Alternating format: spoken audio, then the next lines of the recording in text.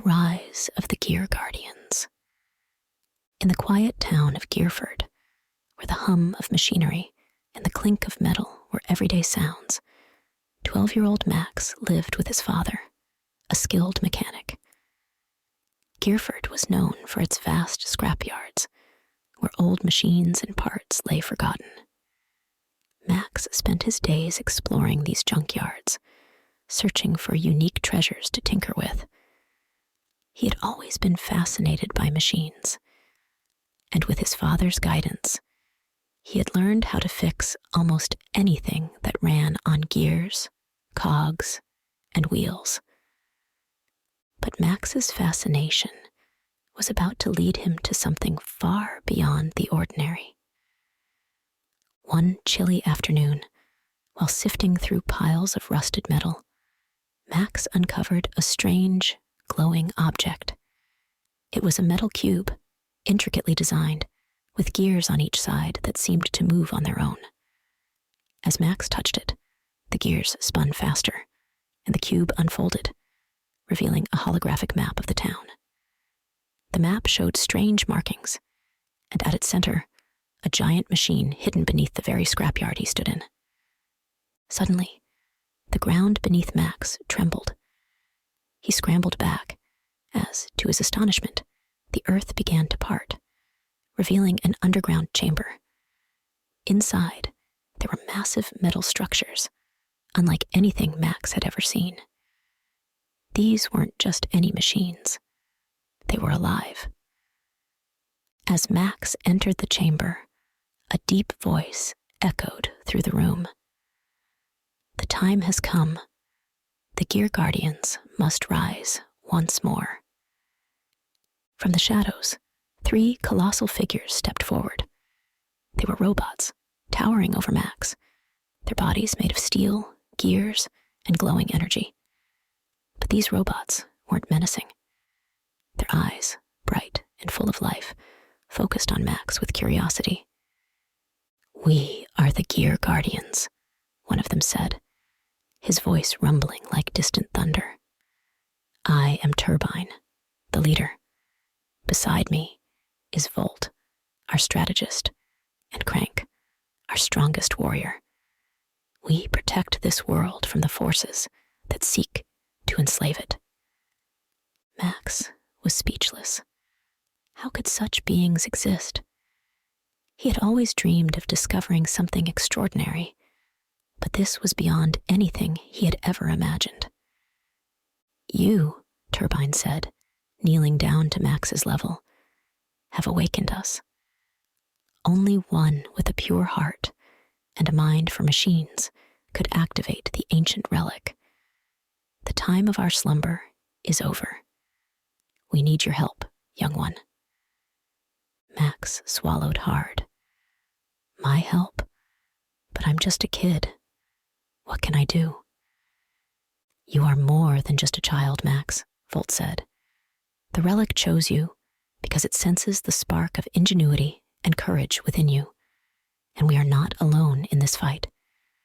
Dark forces known as the Scrap Lords have risen once more, and they plan to turn every machine on Earth into their army." Max's heart raced. The thought of machines being twisted for evil filled him with dread. He couldn't let that happen. What do we have to do? Max quickly learned that the Gear Guardians were ancient protectors who had once fought against the Scrap Lords, a race of ruthless mechanical beings that sought to dominate the world by taking control of all technology. The Guardians had won that battle centuries ago, but the Scrap Lords were not destroyed, merely sealed away.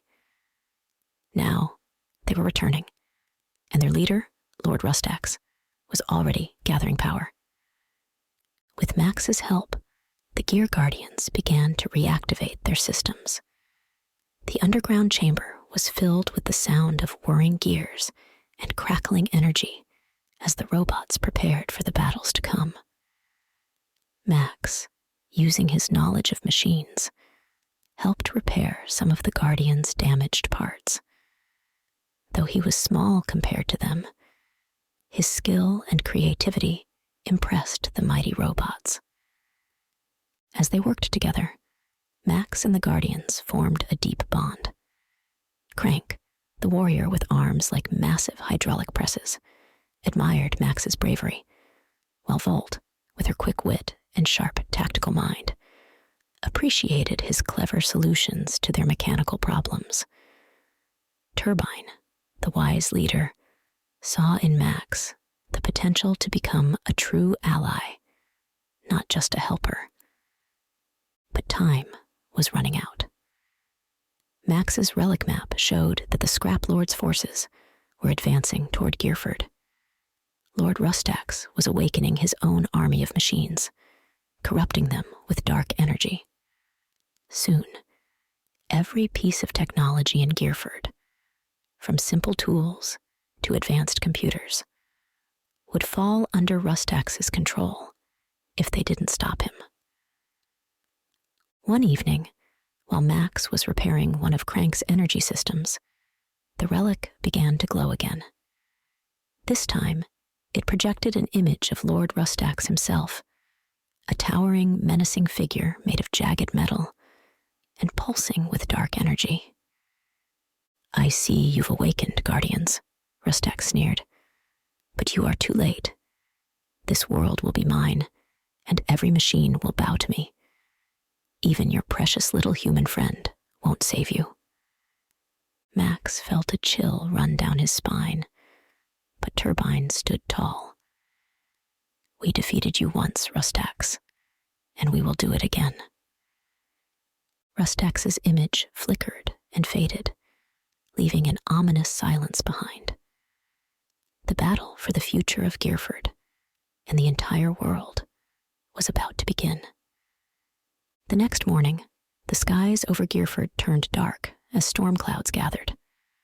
The townspeople noticed strange occurrences: machines malfunctioning, cars refusing to start, and power lines crackling with sinister energy. Max knew the time had come. He met the Gear Guardians at the scrapyard, their metallic bodies gleaming in the faint light of the stormy sky. "We need to get to the heart of Rustax's power," Volt explained, pointing to a distant factory where Rustax's machines were gathering. "If we can destroy his control core, we can free the machines under his influence." But it wouldn't be easy. Rustax had an army of corrupted machines, and they were already marching toward Gearford. Max climbed onto Turbine's shoulder, gripping the cold metal tightly. "Let's do this." As they approached the battlefield, the Scrap Lord's army appeared on the horizon. Twisted, rusted machines with glowing red eyes and spiked armor surged forward, led by Lord Rustax himself. The ground shook with their approach. The battle was fierce. Crank charged into the fray, using his massive strength to hurl enemy machines aside. Volt darted through the battlefield, her agility and speed making her a blur as she disabled Rustax's minions with precision. Turbine, with Max still riding on his shoulder, unleashed powerful energy blasts that tore through the enemy ranks. But Rustax was powerful. He loomed over the battlefield, his dark energy crackling in the air. "You are fools to resist me," he roared. "Your time is over, Guardians."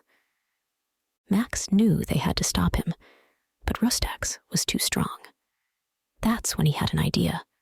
The relic. It had unlocked the Guardians. Maybe it could unlock something even more powerful. Max quickly pulled out the relic and held it up. It began to glow brighter than ever before, and suddenly, the Gear Guardians started to transform. Their bodies shifted, gears spinning faster, metal plates rearranging. They were combining into a single, gigantic machine, one even larger and more powerful than Rustax. The new form, now a towering gear titan, looked down at Rustax, its eyes blazing with energy. Max, still at its heart, controlled the titan with the relic. "Rustax!" Max shouted, his voice echoing through the battlefield. "This ends now!" With a single, powerful blow, the gear titan smashed through Rustax's defenses, shattering his control core.